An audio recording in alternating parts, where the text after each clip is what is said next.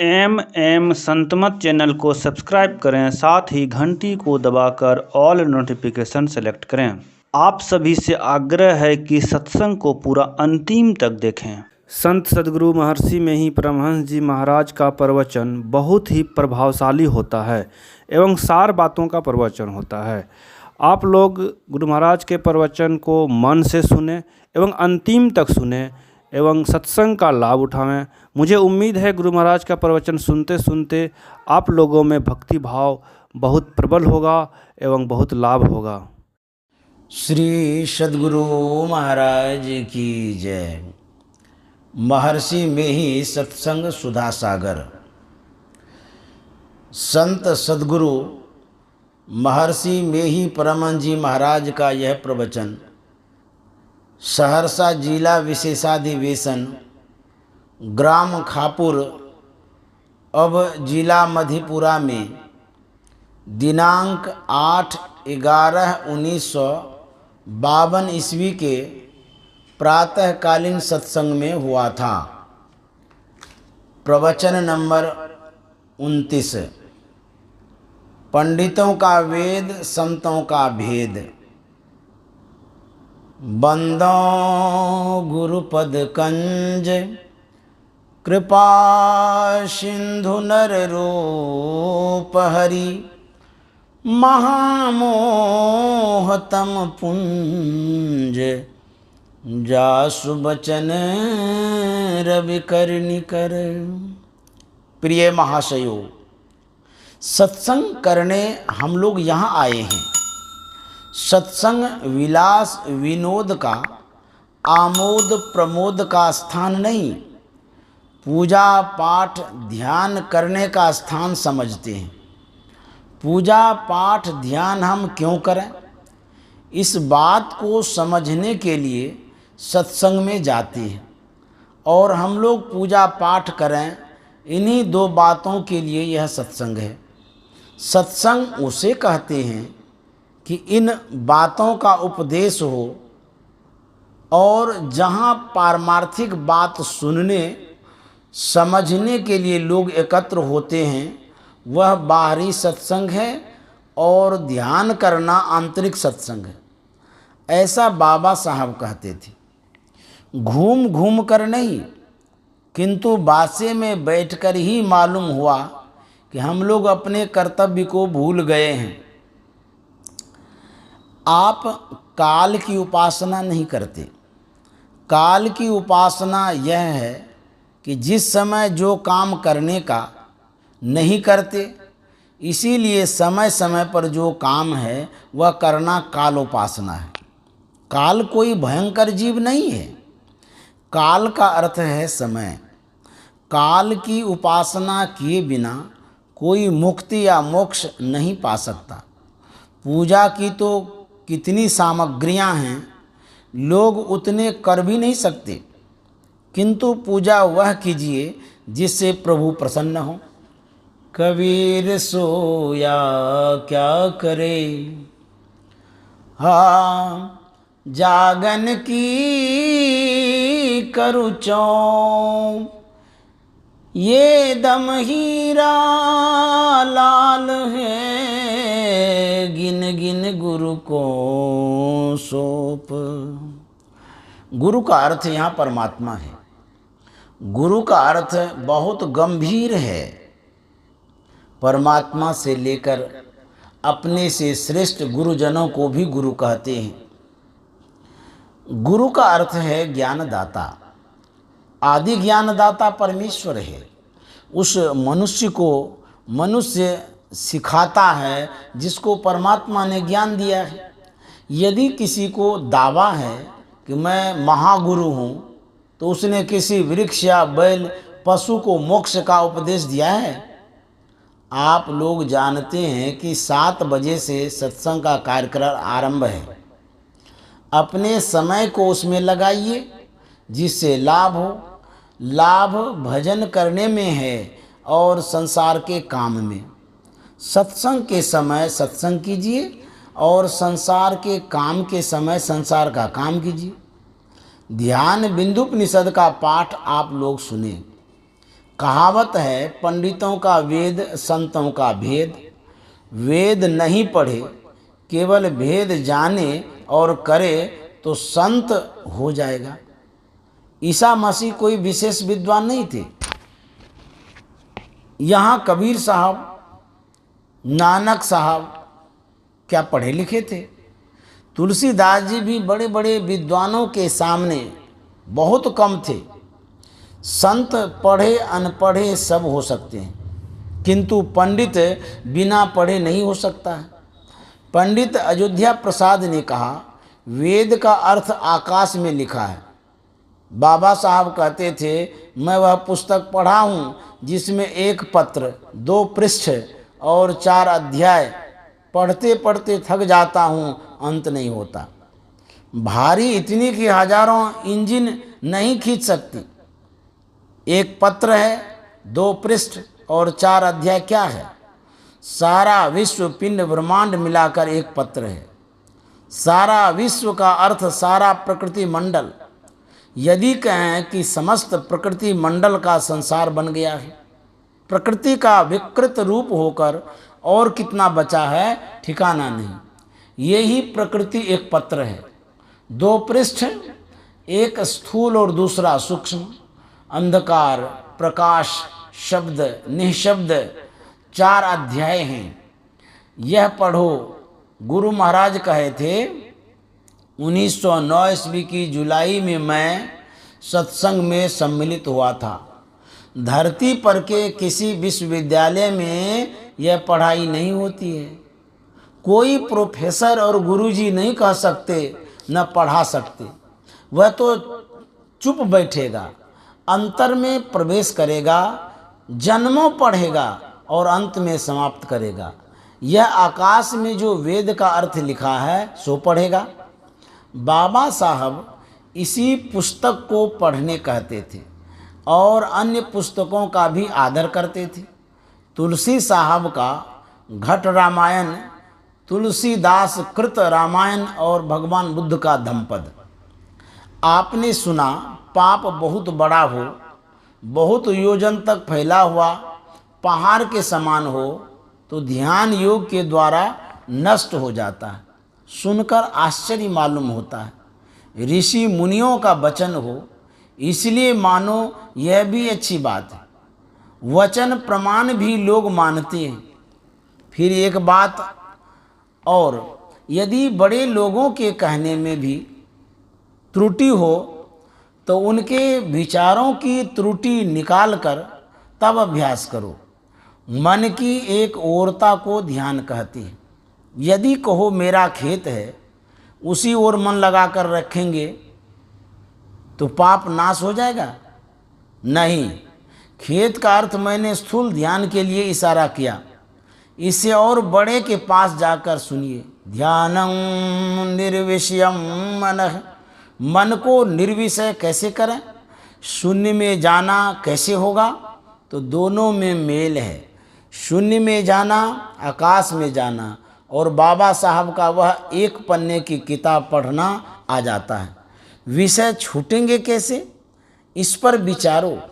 लोग कहते हैं संसार में बहुत वस्तुएं हैं, किंतु विद्वान विचार कर कहते हैं अरे 5 ही वस्तुएं हैं, रूप, रस, गंध, स्पर्श और शब्द। इन सबों से अपने को खाली करो, तब ध्यान होगा। सुनकर असंभव मालूम होता है। फिर ज्ञानी कहते हैं कि असंभव नहीं। असंभव होता तो उपदेश नहीं देते। पहले बचपन में खेलते हैं, फिर पढ़ते हैं, फिर उपार्जन करते हैं।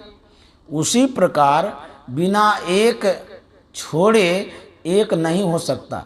परमात्मा की भक्ति करने के लिए संतों ने कहा, यदि कहो परमात्मा को नहीं देखा तो उसकी भक्ति, उसकी सेवा शुश्रूषा कैसे करें? तो संतों ने कहा, कुछ नहीं जानते हो तो राम राम शिव शिव कहो, एक मन से मंत्र जपो। कोई ऐसा कहे मेरा मंत्र अच्छा है, उसका अच्छा नहीं, यह सुनकर भूलिए नहीं। एक मंत्र को जपिए जिसका अर्थ ईश्वर संबंधी हो, स्थूल जप जपिए, सब शब्द छूटकर एक शब्द रहेगा। अन्य विषयों को छोड़कर केवल शब्द में लगे रहो। फिर लोग ध्यान करने बतलाते हैं। अपने इष्ट देव का ध्यान करो। कोई गुरु का ध्यान, कोई राम का, कोई कृष्ण का ध्यान करते हैं। आंख बंद करके जप करना, मानस ध्यान करना, कोई ओम का ध्यान करते हैं और कोई अल्लाह लिख कर ध्यान करते हैं। अलिफ पर और विशेष सिमटाप होता है, इसका भी ध्यान करते हैं। देखते देखते सोना के समान, चांदी के समान चमकता है। पहला अध्याय अंधकार मंडल में रहकर स्थूल जप, स्थूल ध्यान है। पहला अध्याय थोड़ा है, दूसरा अध्याय बहुत बड़ा है। स्थूल जप में और ध्यान में बहुत रूप और बहुत शब्द छूट जाते हैं। फिर दूसरे अध्याय में जाने से स्थूल रूप और स्थूल शब्द छूट जाता है, किंतु ऐसा नहीं समझिए कि इष्ट छूट गए। इष्ट देव का सूक्ष्म रूप रह गया। इसको मोटी आँख से नहीं, सूक्ष्म आँख से देखेंगे। वहाँ स्थूल कान भी नहीं। जहाँ स्थूल आँख है वहीं स्थूल कान है। उसी प्रकार जहाँ सूक्ष्म दृष्टि है वहीं सूक्ष्म श्रवण भी है। तब स्थूल रूप नाम को नहीं देख सकेंगे। सूक्ष्म दृष्टि और सूक्ष्म श्रवण से सूक्ष्म रूप और सूक्ष्म शब्द को सुनोगे। तब सुंदरदास जी का यह वचन आ जाएगा, श्रवण बिना धुनि सुने, नयन बिनु रूप निहारे, रसना बिनु चरे, प्रशंसा बहु विस्तारे, नृत्य चरण बिनु करे, हस्त बिनु ताल बजावे, अंग बिना मिली संग बहुत आनंद बढ़ावे, बिनु शीस नवे जह सेव्य को, सेवक भाव लिए रहे, मिल परमात्म सो आत्मा, परा भक्ति सुंदर कहे। गोस्वामी तुलसीदास जी भी कहते हैं, श्री गुरु पद नख मणि गण ज्योति, सुमिरत दिव्य दृष्टि ही होती। ज्योति वाला नख स्थूल नख नहीं है। यह दृष्टि योग से देख सकेंगे। फैलाव से सिमटाव में आओ, दृष्टि सूक्ष्म हो जाएगी। दृष्टि तो सूक्ष्म है। आँख और डीम पुतली को दृष्टि नहीं कहते हैं। दृष्टि सूक्ष्म है ही है। इसको समेटो तो सिमटाव में ऊर्ध्वगति होगी। स्थूल दर्शन और स्थूल श्रवण छूट जाए तो स्थूल विषय छूट जाएंगे। इससे सूक्ष्म का फैलाव विशेष है, होना ही चाहिए। स्थूल से सूक्ष्म का फैलाव विशेष होता ही है। संतों ने सूक्ष्म मंडल में आकर सुनने के लिए कहा। शब्द अपनी ओर खींचते हुए अपने उद्गम स्थान पर खींचता है। शब्द बहुत हैं।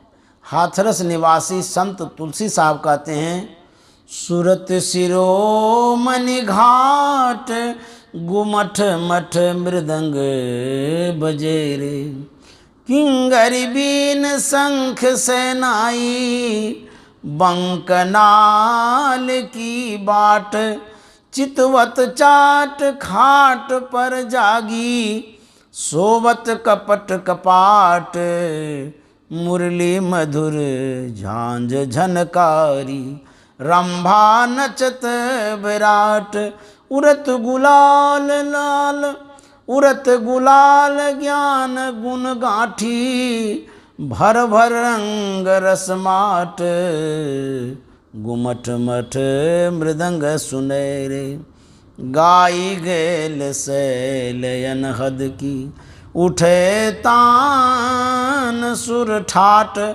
लगन लगाई जाई सोई समझी, सुरत सैल नभ फाट, सुरत शिरोमणि घाट, तुलसी निरख नैन दिन राती, पल पल पहरो आठ, यही विधि सैल करे निस्वासर, रोज 360 सुरत शिरोमणि घाट। पहले विविध शब्दों में सुरत चलेगी। पहले शब्द का पता लगा, उसके उद्गम पर पहुंचा, तब दूसरा शब्द मालूम हुआ, उसको पकड़ा। इस प्रकार चलते चलते सुरत निशब्द में पहुंच जाएगी। साधक गुण को पकड़े हुए गुनी में रहता है। शब्द को पकड़ कर रखना आकाश में रहना है।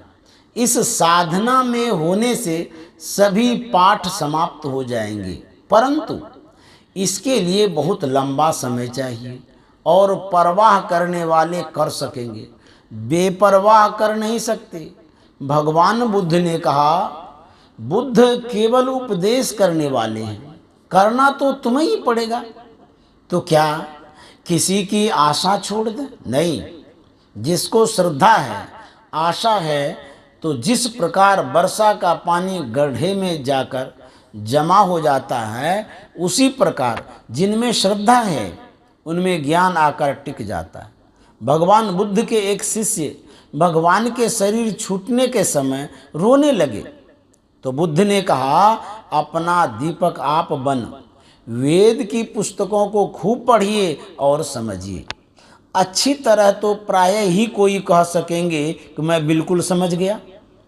जानने के लिए बहुत बातें हैं, किंतु जिससे अपना काम चले वह अवश्य जानना चाहिए। बाबा साहब कहते थे, संत मत का सिद्धांत बहुत छोटा है और 2 सफ़े में है, शून्यगत मन और निर्विषय मन। जब मन निर्विषय होता है तो पाप आप ही नष्ट हो जाते हैं।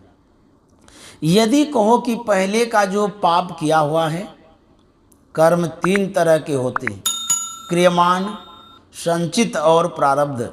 जिस कर्म को भोग रहे हैं वह प्रारब्ध है, थोड़ा थोड़ा है, थोड़ा बाकी है भोगने को, वह संचित। क्रियमान वह है जिसका कारण प्रारब्ध नहीं है।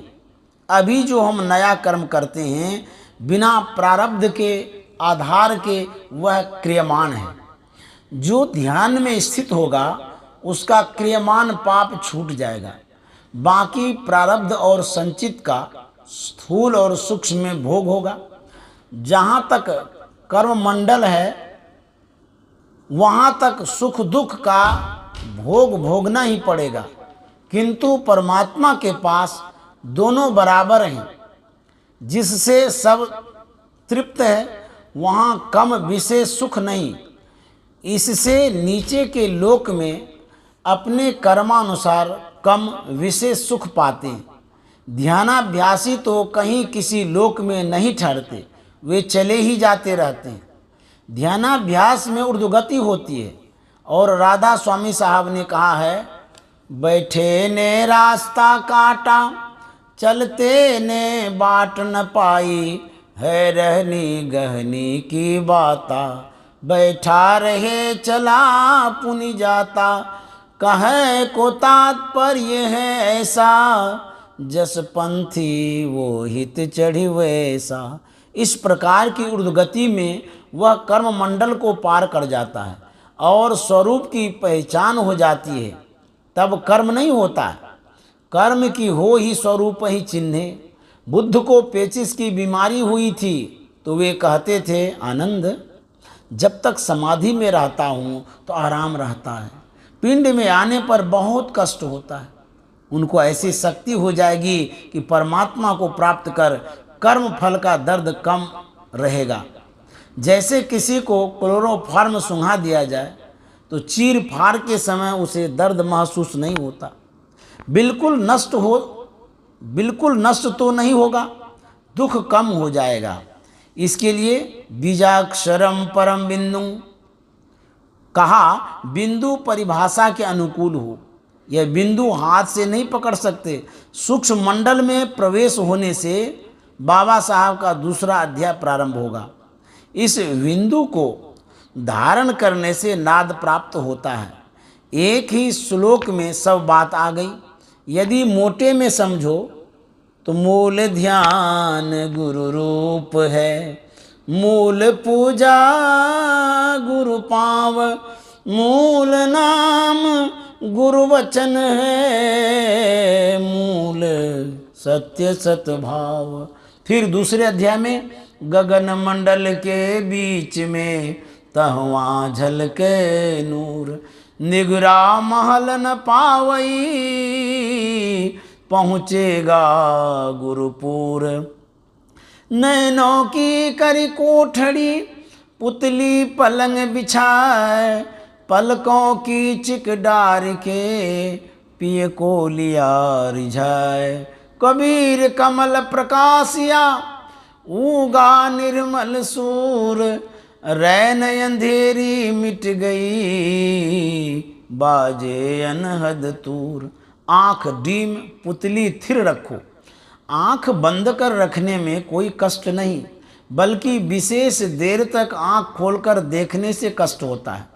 बाह्य जगत के सूर्य में तो गर्मी है, किंतु उस अंतर के सूर्य में शीतलता है, जिससे काम क्रोधादिक सब विकार दूर हो जाएंगे, ज्ञान विज्ञान बढ़ जाएंगे, पिंड ब्रह्मांड का प्रत्यक्ष ज्ञान होगा, केवल वचन ज्ञान नहीं। बाबा नानक के वचन में सुना, सागर मही बूंद बूंद मही सागरु, कबन बुझे विधि जाने, उत भुज चलत आप कर चीने, आपी ततु पछाणे। जैसा ज्ञान ऐसा ज्ञान विचारे कोई, तिस्ते मुक्ति परम गति होई। दिन मही रैन रैन मही दीनी, अरुसन शीत विधि सोई, ताकि गतिमति अब रुण जाने, गुरु बिन समझ न होई। पुरख मही नारी नारी मही पुरखा, बूझहु ब्रह्म ज्ञानी। धुन मही ध्यान ध्यान मही जानिया, गुरुमुखी अकथ कहानी। मन मही ज्योति ज्योति मही मनवा, पंच मिले गुरु भाई। नानक तिनके सद बलिहारी, जिन एक शब्द लिवलाई। आप संसार में रहते हैं तो देखते हैं कि बाहर ब्रह्मांड में यह पिंड है, किंतु यदि अपने पिंड में प्रवेश कर देखिए तो देखिएगा पिंड में ब्रह्मांड है। दिन में रात, रात में दिन, गर्मी में सर्दी, सर्दी में गर्मी करने कहा। दोनों धारों को मिलाकर ठहरा कर रहो, बिना गुरु के इसका बोध नहीं होता।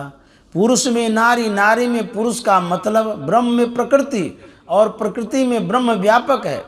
मन के अंदर ज्योति है, ज्योति में मन को रखो तो उस नाद को प्राप्त करोगे।